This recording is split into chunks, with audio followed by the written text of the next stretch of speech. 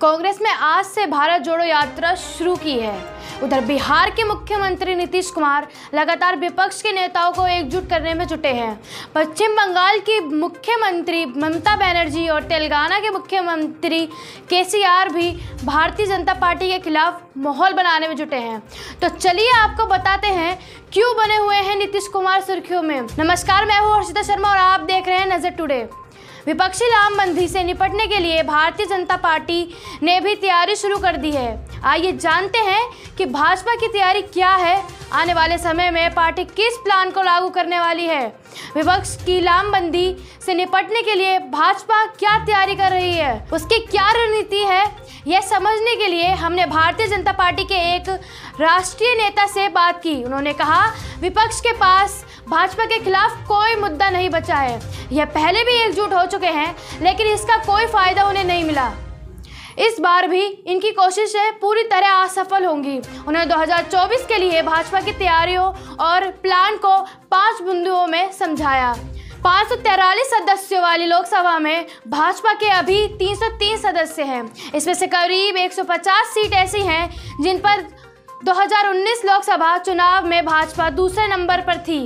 अब पार्टी इन्हीं 150 सीटों पर फोकस किए हुए है। जिन कारणों से पिछली बार हार मिली थी, उस समय रहते उसे दूर करने की कोशिश हो रही है। कार्यकर्ता से लेकर नेता तक जमीन पर काम कर रहे हैं। क्षेत्र की जनता से जुड़ने की कोशिश हो रही है। गृह मंत्री अमित शाह ने कुछ दिन पहले ही भाजपा के राष्ट्रीय अध्यक्ष जेपी नड्डा और संगठन मंत्री बीएल संतोष के साथ बैठक की। इसमें से उन्होंने साफ कहा कि जिन जिन राज्यों में भाजपा की सरकार है, वह संगठन और पार्टी के कार्यकर्ताओं का पूरा सम्मान होना चाहिए।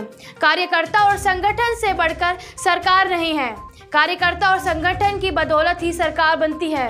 इससे सभी भाजपा शासित राज्यों की सरकारों और मंत्रियों को मालूम रहना चाहिए। उन्हें ये याद रहना चाहिए कि वह कार्यकर्ता से बढ़कर नहीं है। इसलिए कार्यकर्ताओं के हर मुद्दों को सुने और उसे निस्तारित करें।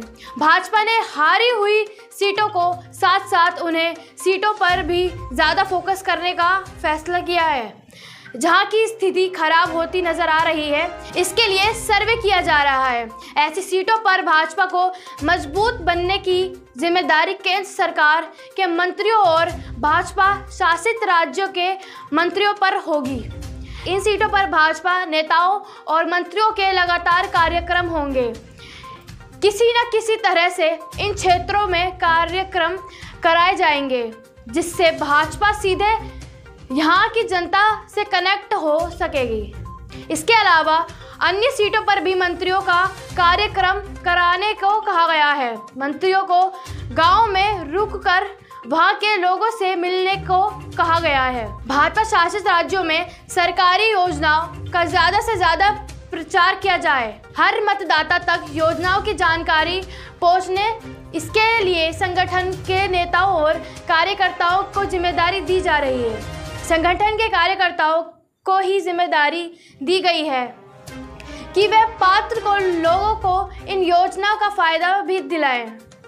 इसके लिए जो भी जरूरी कदम होंगे वो उठाए जाएंगे। दलित और ओबीसी वर्ग को यह बताने को कहा गया है कि भाजपा ने पहली बार देश को द्रौपदी मुर्मू के तौर पर आदिवासी राष्ट्रपति दिया गया है। इसके अलावा पार्टी के दलित और ओबीसी सांसदों नेताओं का जिक्र करके यह बताने को कहा गया है कि भाजपा में ही गरीबी, पिछड़ों और वंचित वर्गों का ख्याल रखा जाता है।